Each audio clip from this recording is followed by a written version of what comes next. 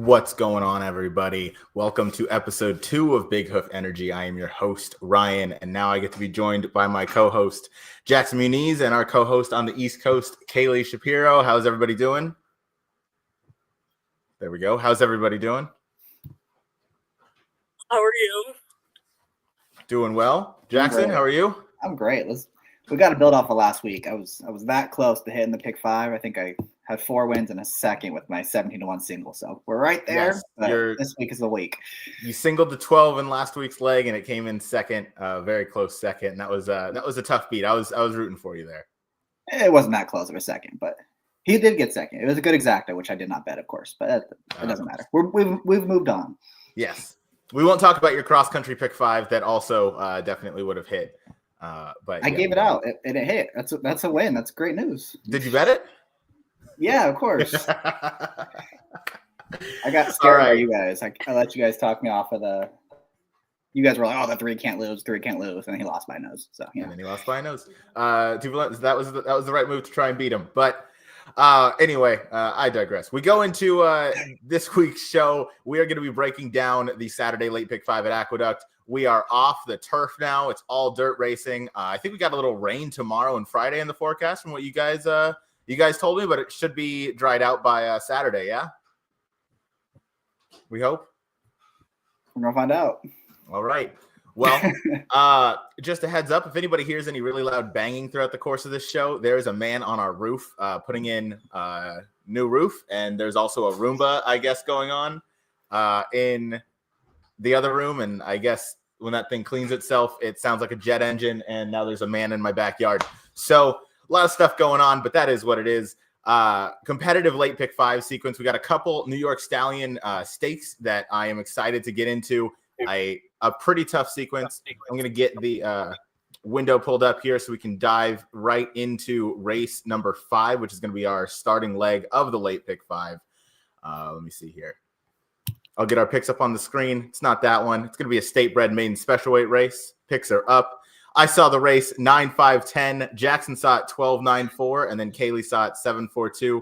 Kaylie, we'll start with you with number 7, which, as I don't have the numbers, I believe is Chief Liam. So I know that Kenny McPeak isn't a typical first time out type of trainer, but this horse has a very precocious pedigree, one I really couldn't quite ignore. Sired by Violence, who wins with 18% of his 2-year-old first-time starters. This is the dam's first full. The second dam produced 7 winners, including it's a knockout, who won the Fountain of Youth. And half of her offspring were winners at 2. So I would think that the first dam maybe will be able to replicate some of the precociousness on the female side, but we know Violence is a very precocious sire as well. And this horse topped the day 1 of the Saratoga, New York bred sale and was scouted by McPeak. So clearly they saw something they really liked there for that price. This horse's works look great.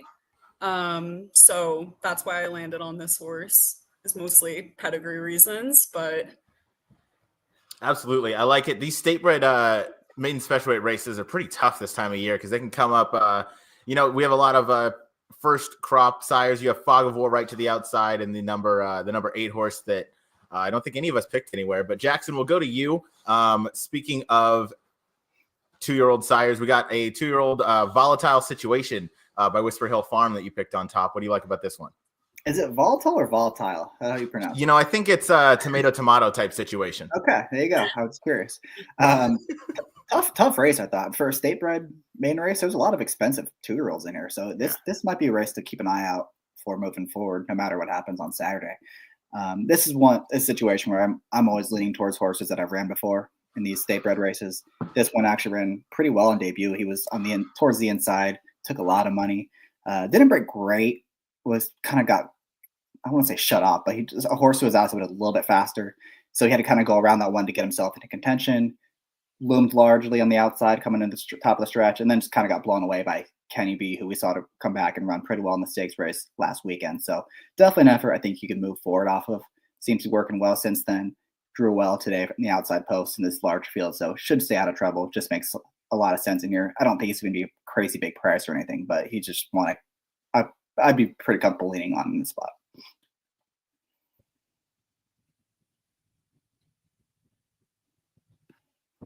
My bad, I was muted. There was a loud on my roof. Volatile situation, however you want to pronounce it. Good draw. I like the second time starter angle because there's often a lot of room for improvement. Horse I took on top is the number 9, Let's Fight. Outsource. Outsource, that's right. Yes, thank you. Yikes. Outsource is the number 9. And not having numbers is just a mess. But Rick Detro's been on fire coming into this Aqueduct meet. He is like 42%. All of his horses are running, their best races. So I figured, why not this one? It's a pretty wide open race. You can go a lot of different ways here. I see that I'm not alone. As Jackson, you picked this horse in second. But yeah, I thought Outsource is in with a good shot. Should sit a decent trip from the 9 hole. I like the works. I think they're encouraging. It doesn't look like he's got blazing speed, but the works 3 and 4 back at least indicate he's got some ability. He looked pretty nice in the work 3 back. And I figured, why not? You're probably going to get a price with Jose Gomez aboard. And again, Detro's just kind of been on fire. What were your thoughts, Jackson, as you saw this horse in second? Yeah, it was just the Detro angle. You got to include everything he's running right now, especially when their price is, because this horse should be a decent price, I would imagine. They paid quite a bit of money for him. My only concern was Honor AP is a sire, will take charge. Those were 2 very mile and quarter specialists. They wanted to run all day, kind of grinders. Not quite sure if it'll be at his best on the 6.5 furlong distance, but the barn are just way too hot to not include. Absolutely. Kaylie, we'll go to you with Sir Cartwright, the number 4 horse for Jeremiah Englehart. Was this another second-time angle starter? What else did you like here? Definitely was, but I did want to mention something about the 9 that you guys were talking about. I don't have this horse in my top 3, but I definitely would have picked him 4th. I know he's by Honor AP, but they paid $125 at the OBS sale off of a $10,000 stud fee, so that's pretty promising. I mean, not promising, but if you're looking at the Honor AP being maybe iffy, it's a pretty good sign they paid that much for an Honor AP. And I actually watched the breeze, and the horse had a pretty decently big stride, so I like the work too as well. And then for the number 4, this was a second time out angle. I thought that the horse ran just as well as Volatile Situation. They both got the same buyer speed figure, and they both were bet. They both took money on their debut. I think they were both like 4-1. And then Jeremiah Englehart has great second time out stats with maiden special weight, second time starters, sprinting on the dirt at NYRA over the last 5 years, 26% win in the money, 48%.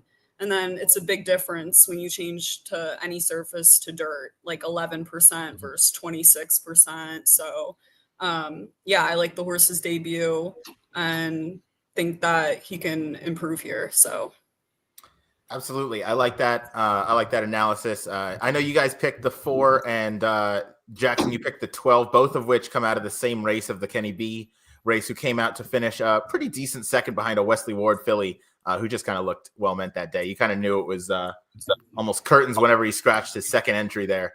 That's kind of the telltale thing sometimes, but I don't know. I tossed both of them just for the fact that I figured if I tossed one, I have to toss them both. They're 2 that could definitely beat me and 2 that I'm worried about. But I went right to the outside for my second choice, and that's the number 5 Riff. First-time starter for Brad Cox. Worried that this one might be too short a price and might not be, good in terms of a vertical bet. However, as the horse, I don't want to leave off my horizontal tickets. $50,000 son of Classic Empire out of a Violence mare.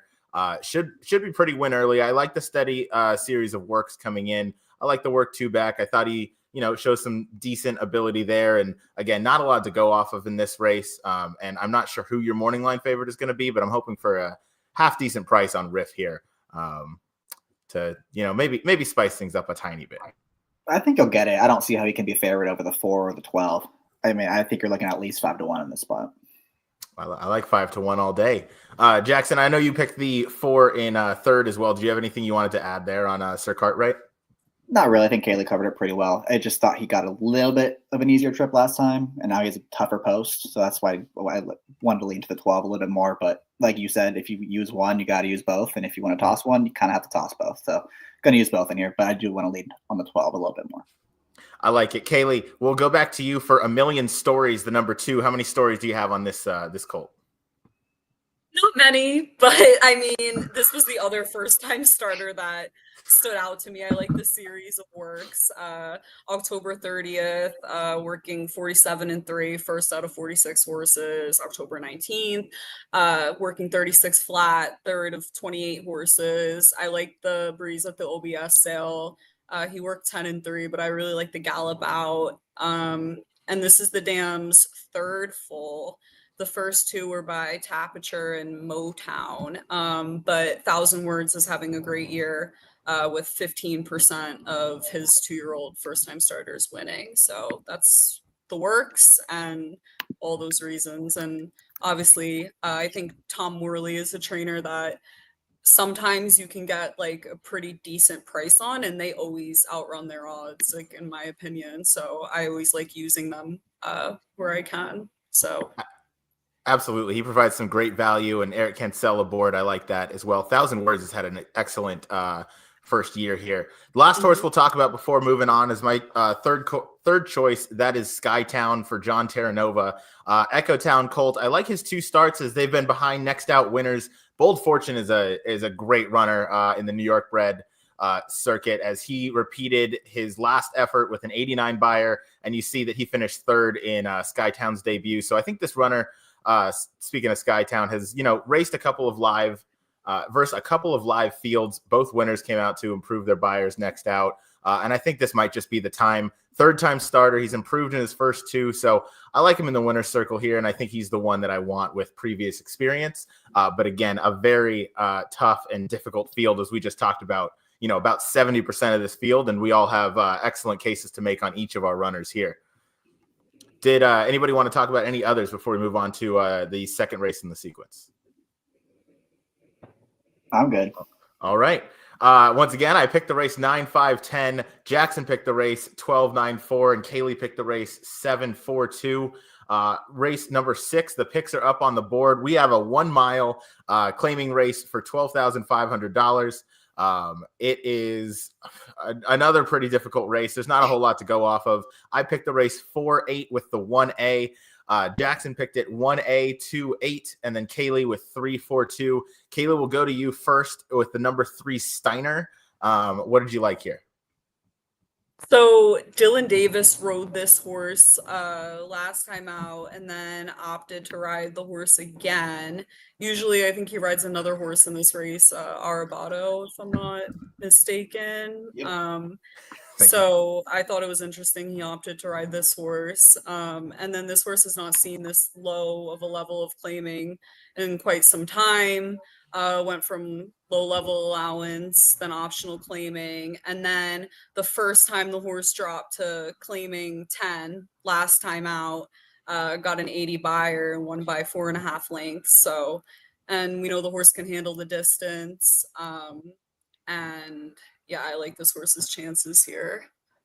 Absolutely. Especially with that last out race. So absolutely. That last out effort is clearly a standalone, as he kind of dropped in versus what looks like his friends at or around this level. So he gets another chance at that today. Jackson, you picked the number 1A on top, which is Ski Country. Yeah, that is Ski Country. Sorry, the numbers, I'm just going off of memory here. So what'd you like about Ski Country? I saw this horse in 3rd as well. Yeah, he's really turned a corner since earlier this spring. And as soon as he got to Saratoga, he kind of turned it around. And those last 4 efforts have all been pretty solid. He's still just a 4-year-old, so he's still improving, it seems like. Last time, I know he went up against Cumberland Blues and Valence and Day. We talked about both those a lot last week. And he was the one that kind of had to do the dirty work. He chased the pace, pressed Valence and Day, stayed on pretty well in that spot, and was only a length behind Cumberland Blues, who also returns here. I don't think he's going to have to do the dirty work in this race. He's going to probably just off the pace, and he's probably better at that when he can come from behind. So I think he'll get a lot better setup in here. This is probably an easier spot, I would imagine. Gonna have to beat the horse on the outside again. That's Cumberland Blues, but he's one I like quite a bit in this spot. I just was pretty annoyed that he showed up as an entry in here because that's going to diminish his value quite a bit. Absolutely, yeah. The coupled entries in New York, you can almost never get great value on those, because if one even shows the tiniest bit of ability to win, you're automatically going to get that other one just hammered down just by virtue of that. My top pick in here was the number 4, should be Mystic Knight, if I'm doing my counting correctly. I like this horse dropping down way down in the class ladder. Last 2 races came at claiming 40 and claiming 50. Those are just not his friends. He had a race 3 back, claim 25, where he was second by a neck, and I think that's close to his level. So I think this 12-5 level is really gonna, it's really gonna be kind of a sweet spot for him. He's really gonna meet his friends. You got pretty low key connections, but should give a strong showing here. Luis Rivera, it's the winter time, so you're not meeting the Irads and the Flavian Pratts that you see all summer and even into the fall at Aqueduct. So now that we're in the strict winter meet, we're off the turf, we're just doing some dirt racing. I like Luis Rivera in this spot. I think this horse is going to sit a good trip. You're going to get a good price based off the muddied up form of the last 2 races here, where this horse has clearly just been overmatched and in over his head. So I'm taking Mystic Knight on top in what I think is a pretty competitive field, because there's not a whole lot to go off of in terms of consistency. I think this one's just going to maybe meet his friends on the class relief here. And then, Kaylie, I see you picked the number 4 in second. What did you like about this horse? So I thought that Steiner and Winter's Ghost will probably be like the speed of the race. So I think, like you said, Mystic Knight can probably sit right off the pace. And the horse, I can see the horse, picking up the pieces and sitting kind of like a perfect pocket trip here. And of course, stood out to me because of the class drop, of course. And then this horse also ran a pretty good buyer, like 3 back, ran an 80 buyer at this distance as well. So yeah, there's a lot to like about this horse here. Absolutely. I'll let you both touch on the number 2. Kaylie, why don't you keep it rolling with Winter's Ghost, and then Jackson, you can go from there. So this was the other speed horse that I think, arguably isn't really coming into this in his best form. But I think that you're going to be able to get a pretty good price. And with him being one of the main speed presences in the race, I think, there's no reason I think this horse has a shot as well, and is good at a mile as well. So, absolutely, Jackson. What were your thoughts on Winter's Ghost in this spot, breaking from the rail? Yeah, I preferred him as the best speed in this race. I think you can make good excuses for his last 2 races where he didn't run his best. That race 2 back was a suicidal pace that they set that day, and they opened up a big gap to the rest, completely fell apart. So tossed that one, and then last time. It's just an angle I've always liked, where you see where they vibe between. That's just such a tough spot for horses to be, because they don't ever do that. They don't train them that way. They either train them solo or they train them with 2 horses. That's what they're used to doing. When they're in between the whole time, they're just getting pressure on both sides throughout the race. They never get any kind of breather. It's almost an automatic toss for me. So that's the angle here. He's getting a weight break. He's going to be on the rail. There's not a lot of speed in here. So if he can break, get out of there, get forward, I don't see why he can't show up with a big effort in this spot. Absolutely. I like it. Yeah, that last out angle that you mentioned, the kind of vibe between getting, drilling a half mile there, going pretty quick, but having 2 horses on either side, not getting a single, chance to take a breath. Really, that's a good playback angle, just because that's tough to overcome no matter who you are. So yeah, at a horse at this level, definitely projecting an easier trip. And I do like the speed from the inside, where the intention should be pretty clear, with only really one way to go for Winter's Ghost. Jackson, you'll keep it rolling as we go all the way to the outside now with a horse that we talked about last week and might be running back in the same spot. I like the horse in second. You like the horse in third. We're talking, of course, about Cumberland Blues. Go ahead and take it away. Yeah, I picked him third. I'm not going to use him on my pick 5. I thought he's got 2 pretty good trips in his last 2 races. 2 back, like I mentioned, Ski Country kind of did the dirty work, and he sat off that pace and made his run late. And then last week, they went really fast early, kind of unexpectedly, and he just saved every inch of ground while the favorite had to go pretty wide, and the pocket just opened up for him, and he got the job done. He could get another good trip in here. I wouldn't be surprised. He's drawn well, but he's going to be pretty short price, I would imagine. And he was 7-2 just a week ago. So gonna try to beat him in here, but he's in really good form. He is in really good form. And how about that? We were all kind of wrong last week talking about Valenzen Day, thinking he was going to be lone speed and can't pass horses. And then he ends up not being the speed and then passes horses and then loses to an excellent rail ride by Lane Luzzy. Yeah. Just saved all the ground. And that was all the difference in the world by the end. But Cumberland Blues is in excellent form here. I'm not sure the type of pace he's going to have. He cuts back to the one turn here, but he should come running late. And again, he's in sharp form in a race like this. You could go any number of directions. So I picked the race 4-8 and then the 1A. Jackson, you picked the race 1A with the 2-8, and then Kaylie 3-4-2. As we'll move on to race number 7, the first of 2 stakes races on this pick 5.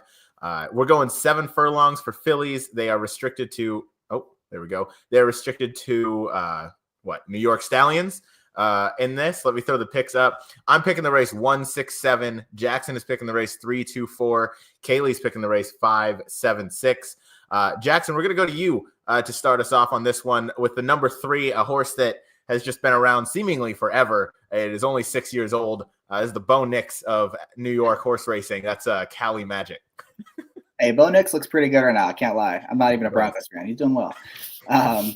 This is a tough race, and you can look at our picks. I think we have every single horse in there at some point, so this is wide open. And you mentioned this horse has kind of been there, done that. She dances every dance, and she kind of shows up pretty much every single time except for last time. But that was a much tougher spot. I mean, Nick Style was, I think, a couple lengths behind Ways and Means 2 races back. I mean, that was just much tougher race. I'm willing to toss it.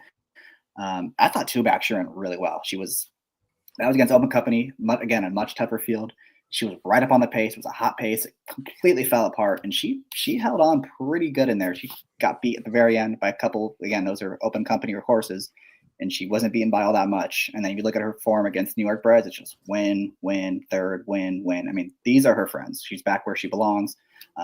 She showed she can run without Lasix last time, where she maintained that figure. And I think she's going to get a good setup just behind the speed. I think the 2 is going to go to her inside, and the horse on her outside, I think the Beach is going to go. And she should get first run on the closers. Hopefully those 2 go too fast. She just goes right around them and can hold them off late. And I think she's going to be a decent prize in here. I don't think she'll be favored. I think she'll be up 4-1 if I had to guess, because this seems like a pretty wide open race. So this is where I'm going to plant my flag, just hoping that she gets the job done. I like it. And I mean, yeah, if our handicapping is any indication of what the morning line is going to be, there probably shouldn't be a horse in here shorter than like 7-2, just because this looks like a deep and competitive field. All of our top picks aren't in everybody else's top 3. Kaylie, we'll go to you next to the number 5. That is My Shady Lady. Elisa's Vision. Oh, I was close. Yeah, we got to work on your counting, man. I know. I'm just, all right, Lisa's Vision. What'd you like here, Kaylie? So if I wasn't really thinking about I'm assuming that Athena Beach, the 7, is probably going to take some money. So I put her second. I put this horse on top. She's a bit of a wild card, as you can see.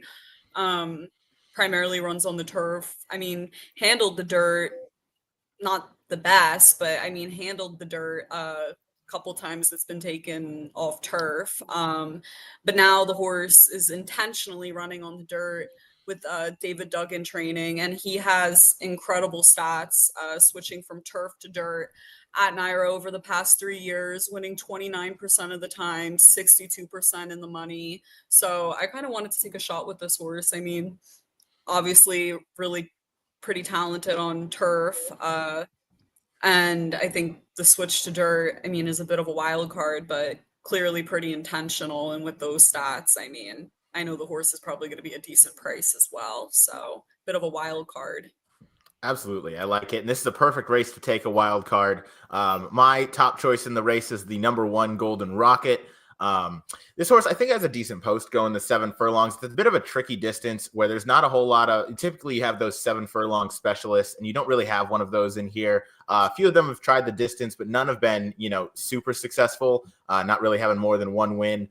The jockey trainer combo hit at about 31%, which is another strong stat I like, an angle that I find good to play in a race that's kind of difficult to pick, a standout horse or anything like that. So I think this horse just could be closing at the right time when others might not be able to get to that, to the 7 furlongs. They might be falling apart around 6.5. So this is my pick to kind of pick up the pieces. But again, it's a wide open race, and you'd be wise to spread pretty deep in here.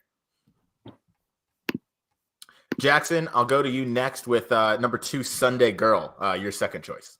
Yeah, that's the other speed horse I mentioned earlier, and she's kind of another wild card because we don't really know what she is yet. She's very lightly raced compared to the rest of these that are they've been around a long time. And I know she had that one really bad race at Saratoga, but it was in the slop. It was really fast pace. And other than that, she hasn't done anything wrong. She shows speed. She goes to the front, and she usually keeps going. We know she can run without Lasix. There's just a question of if she's this good or not. We don't really know. So I can see myself using her, but I am going to lean on 3 pretty heavy, like I said. I like it. Next pick for both of us. Kaylie mentioned that this horse is probably going to take a decent amount of the money in the wagering windows. A horse that I picked in 3rd, but Kaylie, you picked 2nd, so I'll turn to you here. Athena Beach. Why don't you give us your thoughts on her? So this horse is definitely going to be the speed of the race, alongside Sunday Girl, like how you were saying, Jackson. But Sunday Girl is a horse that, out of the 2 speeds, I'm probably going to go with Athena Beach.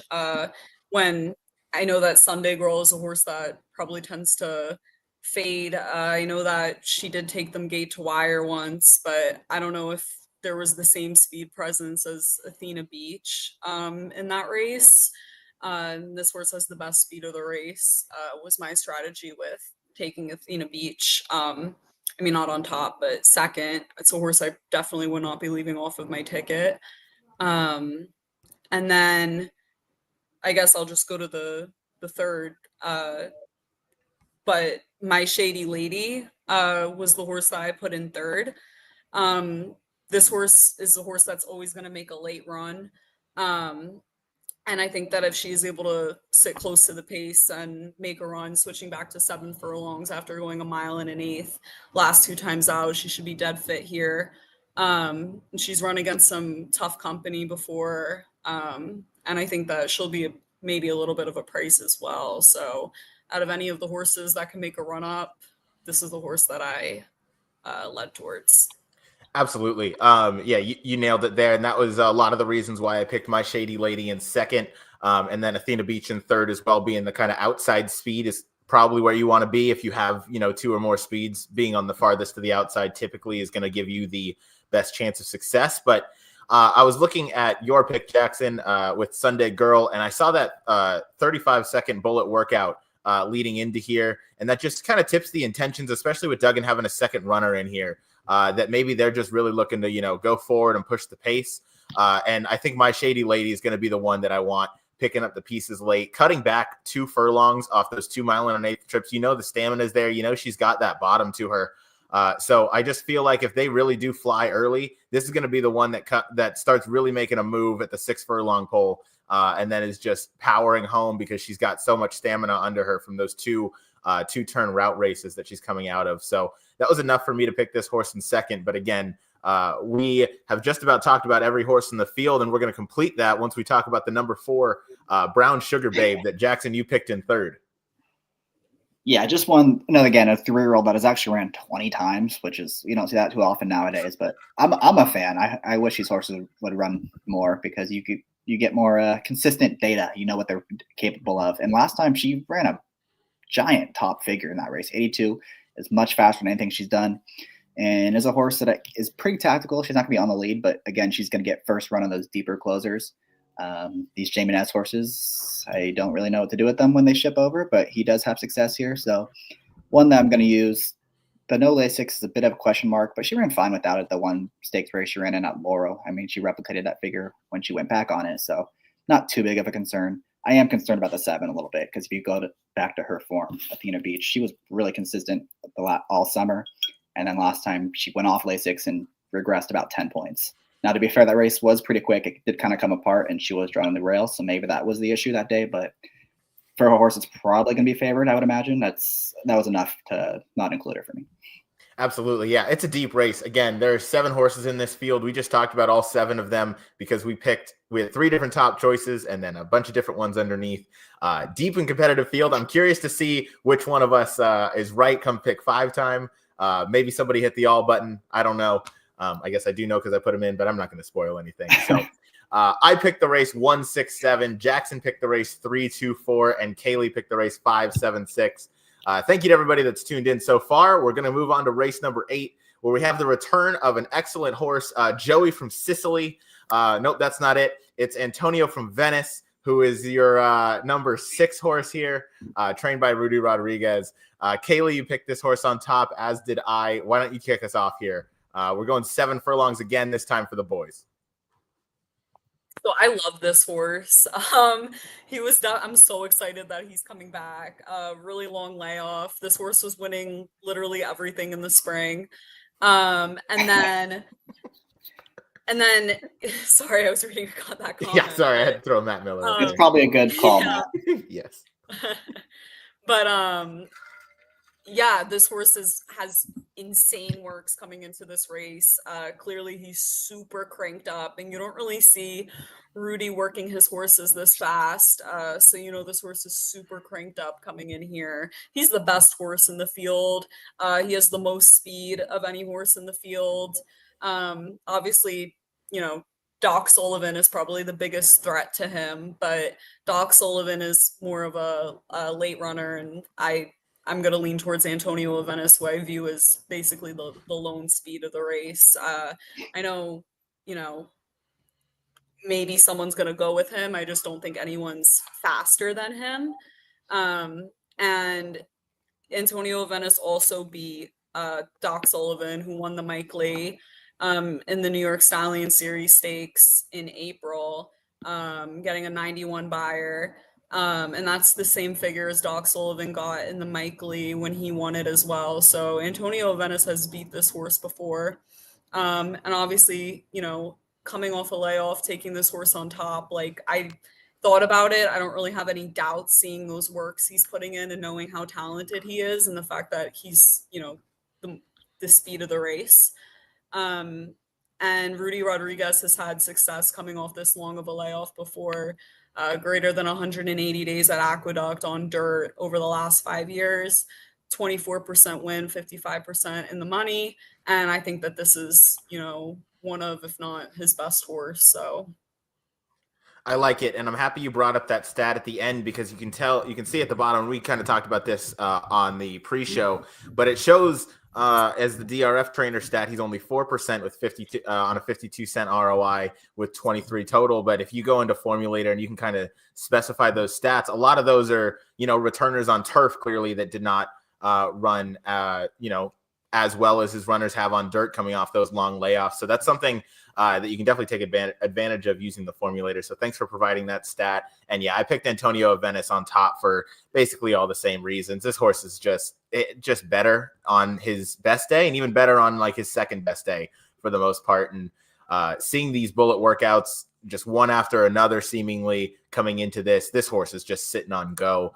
The 7 furlongs was enough of a concern off a layoff like this where I didn't want a single in my pick 5 sequence. But I definitely felt like this horse deserves to be an A on the ticket. Jackson, you have left this horse off completely, and you went with the number 2 as your top choice. That is BD Saints.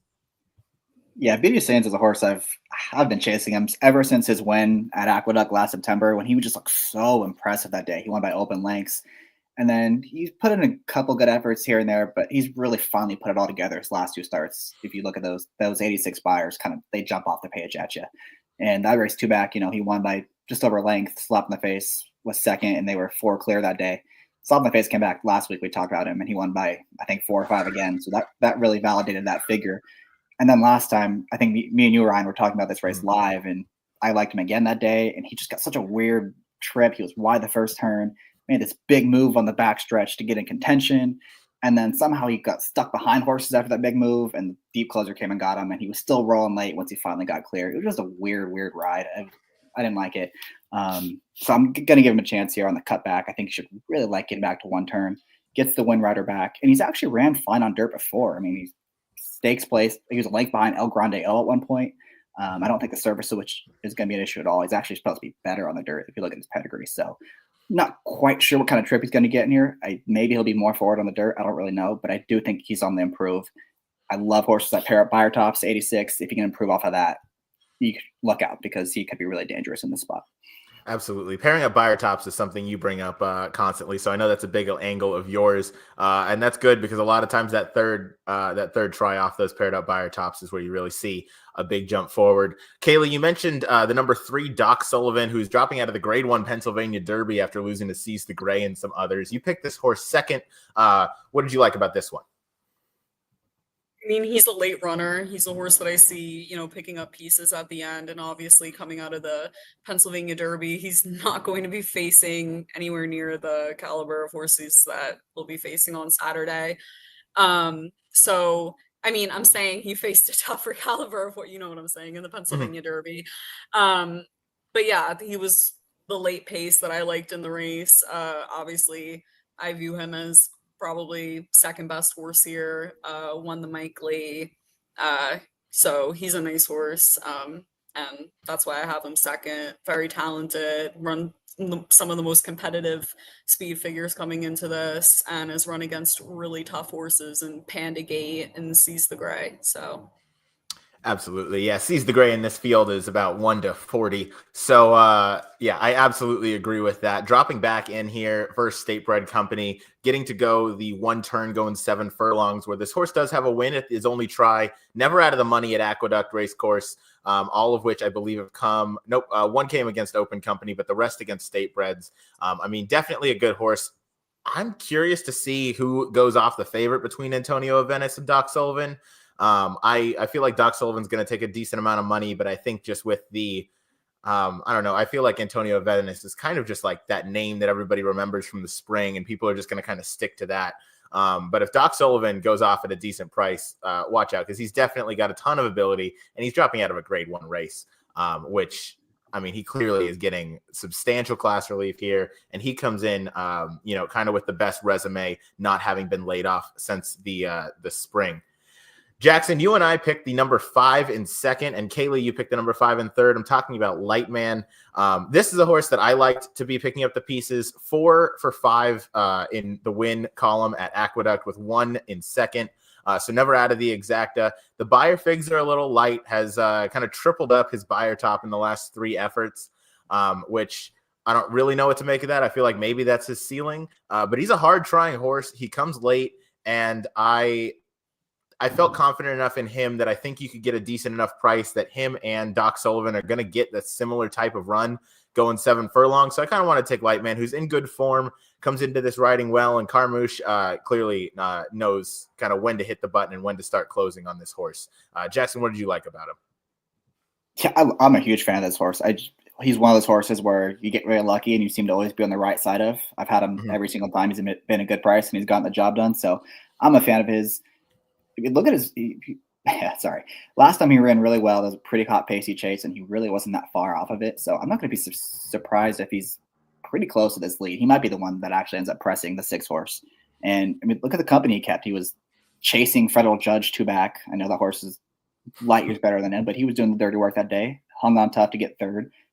3 back at Saratoga. That was super slow pace, and he still ran pretty well in that spot. So you mentioned it. He's maybe a tad light on figures. He does need to get faster, but he's not that far off if you just take away the one giant number that Antonio Avennis ran, and he's got question marks to answer. So he's a one that I think isn't going to get a whole lot of action again. So if he's going to be 5 or 6 to 1 for yet another race, I'm pretty interested in him. Absolutely. Same here. Kaylie, you picked this horse in third. What did you like here? A similar thought process. And the horse has won in a few different ways. Pretty versatile. He can be forwardly placed. He could sit right off of it. And that's why I like him coming in here. And like you said, he's kept some pretty decent company compared to the other horses in here, besides probably Antonio Avennis and Doc Sullivan. So that's why I had him third. And yeah, he's never finished anything less than third as well. So Absolutely, I like it. Yeah, I think Lightman is you're gonna get a decent price on this horse. Last one we're gonna talk about here is a horse that Jackson, you and I have in third. We saw this race kind of similarly, except for the horses we picked on top. I'm talking about General Banker here, the number 8 horse. Why don't you kick us off here? Yeah, he's just in razor sharp form. I mean, consistently putting up high figure 89s. He's if you go just based on figures, he's the horse to beat in my opinion, because he's done it consistently, whereas no one else in this field really has. Might be getting a little bit of class relief. That was a weird race last time, the Empire Classic, where Mama's Gold just wired them at like 55-1 or something, and he ran fine that day. He had a little bit of a wide trip, split the field. Nothing wrong with that effort. He should really appreciate getting back to the one turn. Only real issue is I'm not sure he's going to get a crazy setup like he has been 2 and 3 back, but if you're going just based on figures, he's really tough in here, and he's got a good post, so he'll be the one that will be flying late. Absolutely. I agree with everything you said there. I think he's just going to be that one to come pick up the pieces, and he is in, again, razor sharp form. So between him, you mentioned Lightman is probably going to be more forwardly placed, stretching out to the 7 furlongs with that speed last time that he showed. And then so between him and Doc Sullivan, or General Banker and Doc Sullivan, excuse me, they're both going to be coming late. It's just going to be whether or not Antonio of Venice or whoever's towards the front end kind of holds on that last furlong, last half a furlong. Another tough and competitive race in this late pick 5 sequence is race number 8 is going to be picked 658 by me. Jackson sees it 258, and then Kaylie 635. I'm going to throw up race number 9 now. Excuse me. We're going 6 furlongs for state breds. Of course, on the dirt, we're going 2-year-olds, maiden 25. Here's the field, and here are the picks. I saw the race 7, 8, 9. Jackson saw it 4, 8, 12, and then Kaylie 7, 8, 10. Jackson, you're the outlier in this one. So putting in the work is clearly something we all did for this card. What did you like here about the number 4 horse? Man, second week in a row, this get out race, it's just impossible, I thought. I mean, last week was brutal. This week is not any easier. I took a shot in here with putting in the work. He had really fast workouts going into that last race, and they shipped him up to Finger Lakes just to get a race into him. He ran fine. I mean, he came from way out of it. Wasn't really asked for speed. Passed about half the field and ran okay in that spot. That was against Open Company, man, special weights. Now they show up here with a couple really easy works. I think we're going to see improved effort. He's going up against state breds. This is a much softer spot. I don't know if he can run it all, but against this field, if he can, he's going to be able to show it, and he's going to be a big price in this spot. Yeah, no doubt. I didn't really look at this horse as a big threat, but I'm going to take that into consideration as those are some pretty good angles that you brought in. The 21 buyer, I mean, yes, it looks low, but it's not going to take much more than that, I don't think, to beat this field. You got to imagine probably mid 40s is maybe going to do it. It just felt like a situation where they're just trying to get a race into him, and then the second start is going to be the one where he jumps up. It did. I like it, and I'll certainly take that under consideration. Kaylie, you and I saw the number 7 Lightning Mama as the horse to pick on top. What did you like here? So I think we actually both picked the first 2 the same, right? We did. No. I picked the 8 in second. Almost, though. I picked the 8 in second. You picked him in third, and then Jackson picked the 8 in second. Okay. So, yeah, I went towards the 7.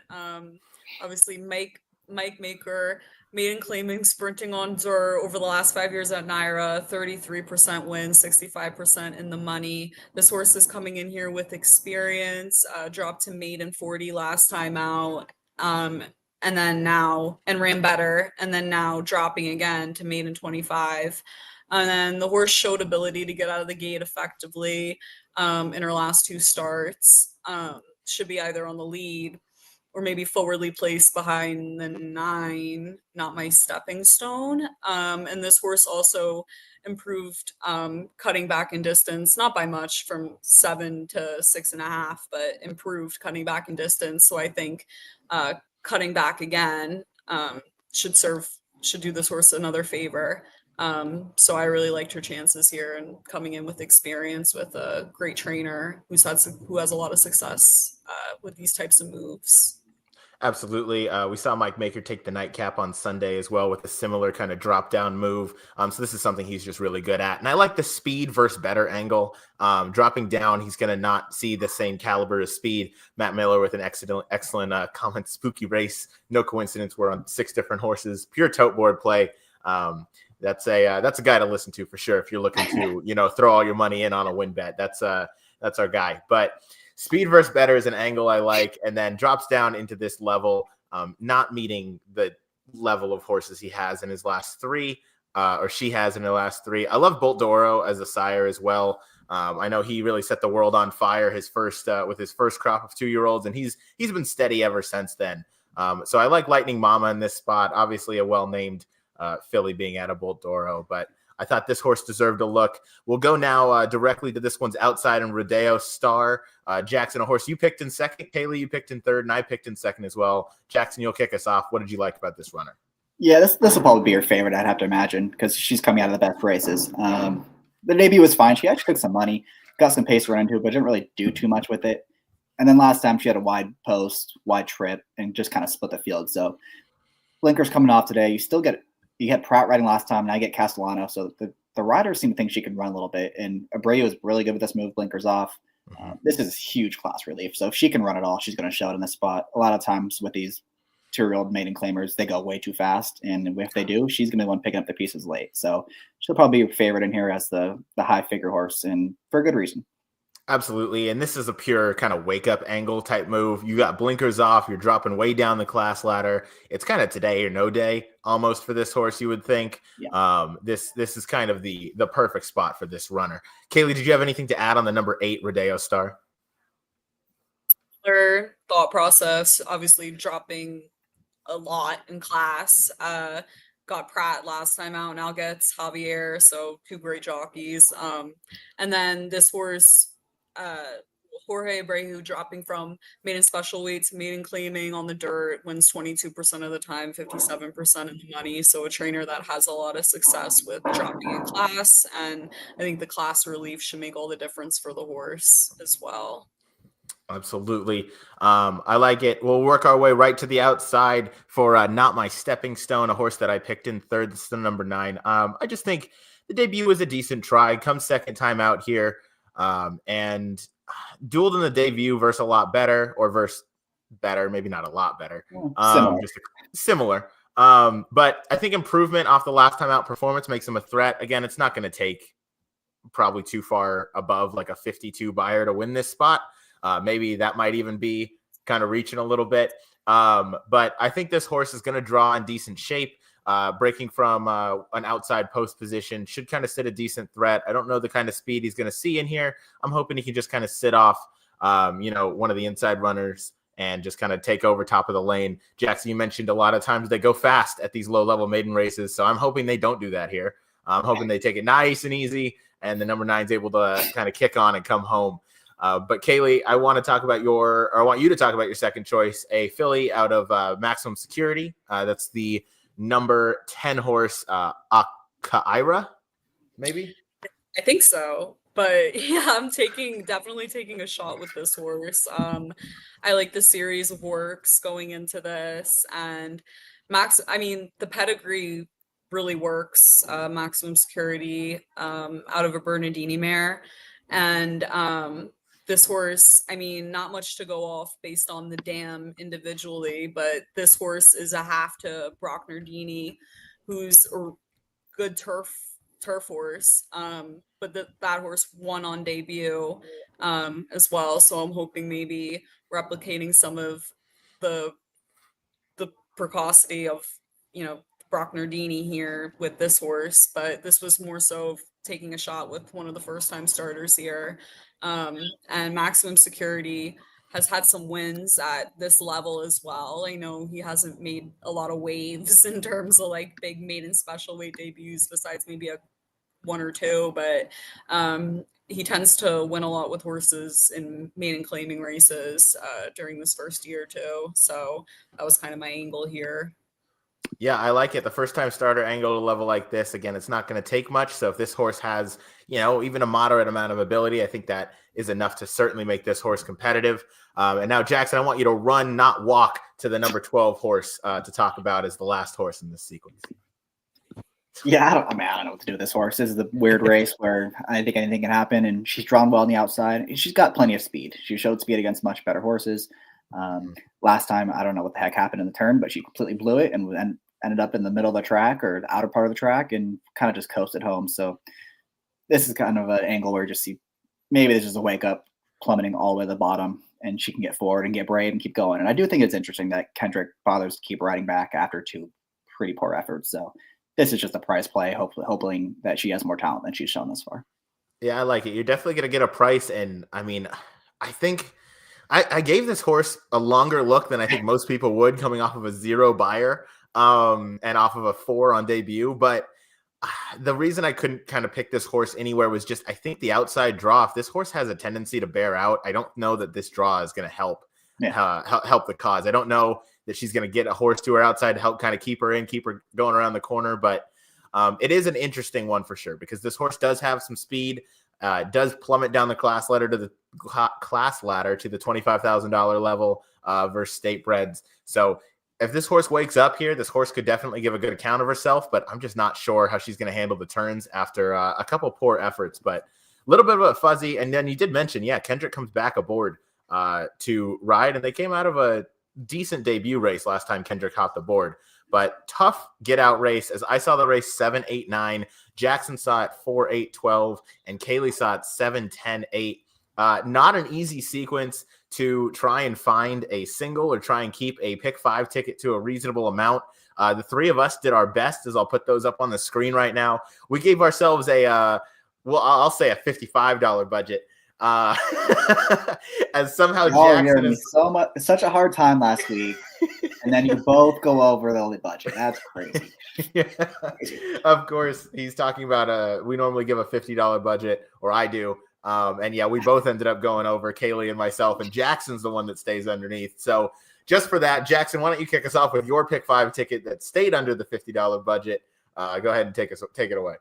Yeah, I mean, I'm just trying to do kind of what I did last week, where I'm going to press up my strongest opinions and then just pray in the other ones and play the strongest opinions on the side as well, or that'll probably be the main play actually. But in the pick 5, that first leg, the 4 horses I have are to seem the most likely. 3 of them I've ran before and did pretty well, and then the 1 first-time starter for Dutch Row, who we talked about is red hot. So I'm going to try to escape that race with just those 4, and then I'm going to go 1, 2 in the second race. If the other half of the entry scratches, I may end up singling that 1A horse because I think he's pretty strong in there. I feel like you're losing a lot of value with the entry in there, so just keep that in mind. I'm going to single Cali Magic. I think she gets the best trip, and she's got some of the best figures. That'll be my strong play in that race. Hopefully she's a semi-decent price. And then just kind of gonna spread those last 2 races, hoping to get home, hope to get lucky. I like it. Yeah, singling Cali Magic, props to you. That's a horse that I don't know that I've ever been on the right side of unless I've used like 7 or 8 horses in a race that she's in. She's just a hard-trying horse, and if today's the day, you're probably going to get paid because that's a really deep race, and she's one of those horses bettors are probably going to overlook again, just thinking like, we've kind of seen – what she does, and she's a hard trying horse, but if she comes with her A race, which she could really any of these days, and now we're into kind of a little bit of easier competition with it being in the fall winter at Aqueduct. Kaylie, I'll go to you next for your pick 5 ticket. Why don't you walk us through? So I started with, in the first leg, 2, 4, 7, 9. Made sure I had a lot of my bases covered with that first leg. Made in special weight, went with some with experience and some first-time starters like we talked about. I did include the 9 that we talked about that I didn't have in my top 3. And then for the second leg, I went 2, 3, 4, which was that maiden claiming race. I'm not maiden claiming, sorry, just claiming race. And then the third leg, I had 5, 6, 7. Those were the fillies in the New York Stallion series. So I feel like I have a lot of my bases covered there, with the 5 being the wild card, and then going towards My Shady Lady and Athena Beach, 1 closer, 1 speed, who both have really good shots. And then my single was Antonio of Venice, who I really like this horse. I think he's going to be sitting on another big race, coming back off a layoff like he did before, this one being a bit longer, but I have a lot of confidence in this horse. I really like him. He's the speed of the speed, best horse in the race, in my opinion. So Doc Sullivan does scare me a little bit, but this was the single I looked towards based on how I saw the race playing out. And then for the last leg, I went 7, 8, and 10, the 3 horses that I put in my top 3. So I like it. Yeah, that last race is definitely a headache. So hopefully one of us is right in our pick 5 tickets. I went 6 deep in the first leg using the 4, 5, 7, 8, 9, and 10, just kind of trying to get through a difficult opening leg of the sequence. Next leg, I'm going to single the number 4 Mystic Knight. Yes, Jackson. What happened if you're going to, this was your quote. Yes, it was. No, that was your quote. You don't have the 12. It was. I don't have the 12. You are absolutely correct. And I wanted to use one of them, but I had to stay under the $50 budget, and I didn't even do that. So, yeah, I don't have a good reason. But yeah, so I went 4, 5, 7, 8, 9, and 10. No 12. Maybe I'd throw them in on a bigger ticket if that's what I end up playing. But I will press up the opinion of Mystic Knight, because I think that the class relief going from claiming 40,000 down to claiming 12.5 is really going to hit this horse between the eyes, and he's going to meet his friends in there. So I'm just going to hope that wakes this horse up and he can get back to the previous form of 3 back, where he's second by a neck at the $25,000 level.